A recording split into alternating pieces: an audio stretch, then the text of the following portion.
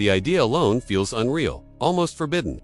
Like something pulled from a fever dream boxing fans never expected to see materialize in real life. Mike Tyson versus Floyd Mayweather. Two names that defined entirely different eras, different philosophies, and different ideas of greatness. Now spoken in the same breath as a possible fight in 2026, it is the kind of matchup that immediately splits opinion, ignites debate, and forces fans to confront a difficult question about legacy, age, and how far legends should go in the pursuit of one last moment under the lights. This is not just about a fight, it is about time catching up to icons who once seemed untouchable. Mike Tyson stands at the center of this storm, as a 59-year-old man still willing to lace up the gloves and step into the ring. That fact alone demands a level of respect that cannot be ignored, regardless of how anyone feels about the matchup. Boxing is not a casual sport. It is not forgiving, and it does not care about reputation. The ring has a way of exposing truths brutally and without mercy. For Tyson to even consider fighting at this age speaks volumes about his mindset and his work ethic. He is still training, still pushing his body, still carrying himself like a fighter who refuses to fully let go of the identity that defined his life. At the same time, admiration cannot erase reality. There is a difference between courage and risk, and that line becomes thinner the older a fighter gets. When Tyson stepped into the ring against Paul, the world watched with a mix of excitement, nostalgia, and concern. That performance raised uncomfortable questions that no highlight reel from the 1980s can answer. Tyson struggled to generate consistent offense, landed very few meaningful punches, and looked noticeably slow at various points in the fight. The explosive, terrifying presence that once froze opponents in fear was no longer there in the same way. Many observers even believed Paul held back, consciously or unconsciously, because of Tyson's age. Whether that is true or not, the perception itself mattered. It shifted the conversation from celebration to caution. That fight forced fans to confront the unavoidable truth that Mike Tyson is not the same man he was even 5 years ago, let alone the monster who tore through the heavyweight division in his early 20s. His body has endured decades of wear, injuries, and physical punishment. Reaction time fades, endurance changes, the ability to sustain damage becomes unpredictable. Even in an exhibition setting, the question lingers heavily in the air. How safe is it for a 59-year-old man to be in a boxing ring against anyone with speed, timing, and precision? Yet Tyson's power remains the great equalizer in every discussion. Power does not disappear overnight, and some fighters carry it long after their prime has passed. Even if only a fraction of Tyson's legendary punching power remains, it is still enough to alter the course of any fight in an instant. Boxing history is filled with moments where one clean shot erased minutes, rounds, or even years of dominance. Tyson does not need to outbox an opponent for 12 rounds. He needs one opening, one mistake, one moment where his fist lands flush. That threat alone ensures that no one, regardless of size or style, can ever be entirely comfortable across the ring from him. On the other side of this collision stands Floyd Mayweather, a man whose career followed a completely different arc. At 49 years old, Mayweather is also well beyond his athletic prime. But the way he arrived at this stage of his life matters. Floyd built his legacy on defense, discipline, and an almost obsessive attention to preserving himself. He avoided unnecessary punishment, adapted his style as his body aged, and walked away from professional boxing without the kind of accumulated damage that destroys so many fighters. That careful approach is now one of his greatest advantages. Physically, Mayweather remains in remarkable condition for his age. He maintains a strict lifestyle, trains consistently, and has stayed active through exhibitions and high-profile bouts long after his official retirement. In his more recent appearances, he has shown that his timing, accuracy, and ring IQ are still very much intact. He may not move with the same youthful explosiveness he once had, but his understanding of distance and rhythm remains elite. Even against younger opponents, he has been able to control the pace, find openings, and finish when opportunities present themselves.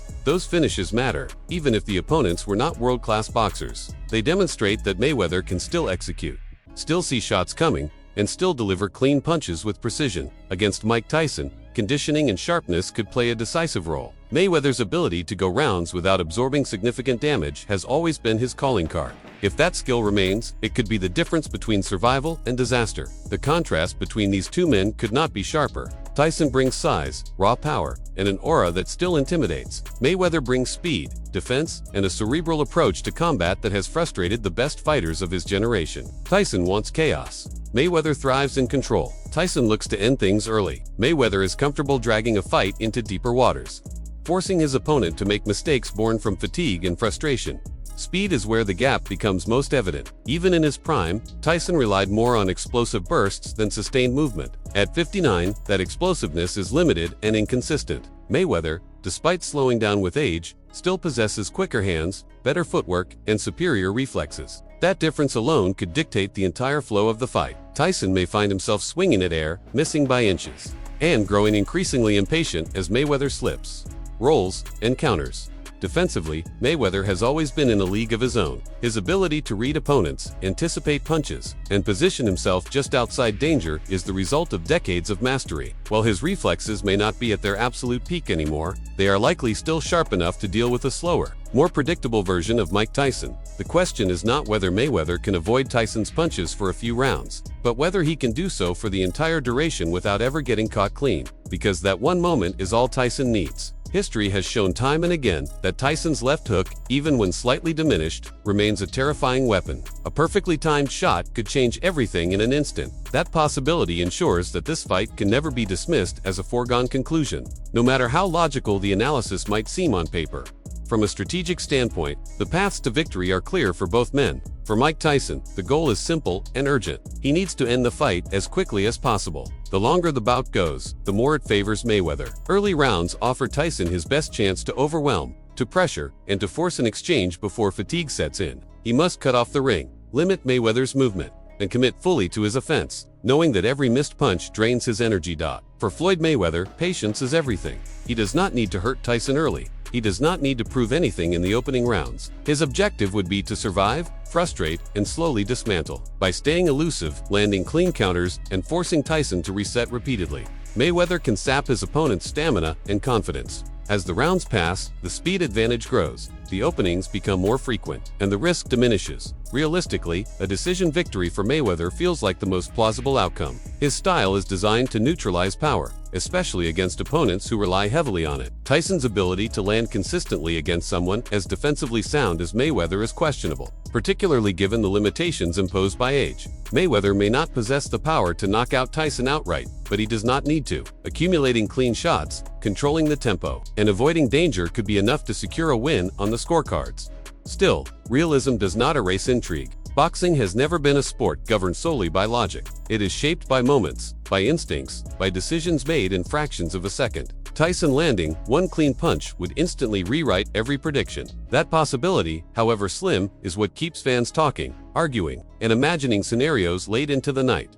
Beyond the technical breakdown lies a deeper conversation about legacy. What does this fight add to the stories of these two men? For Mayweather, the risk is relatively low. A victory reinforces his reputation as a master tactician who can outthink and outlast even the most dangerous punchers. A loss, while damaging, could be framed within the context of facing a heavyweight legend with devastating power. For Tyson, the stakes feel heavier. Another lackluster performance could further tarnish the myth of invincibility that once surrounded him. Another defeat could shift the narrative from resilience to recklessness. There is also the ethical question that refuses to go away. Should fights like this happen at all? At what point does entertainment cross into exploitation, even when both participants are willing? Fans are torn between their desire to see legends one more time and their concern for the long-term health of the fighters they admire. That tension is part of what makes this matchup so controversial and so compelling at the same time.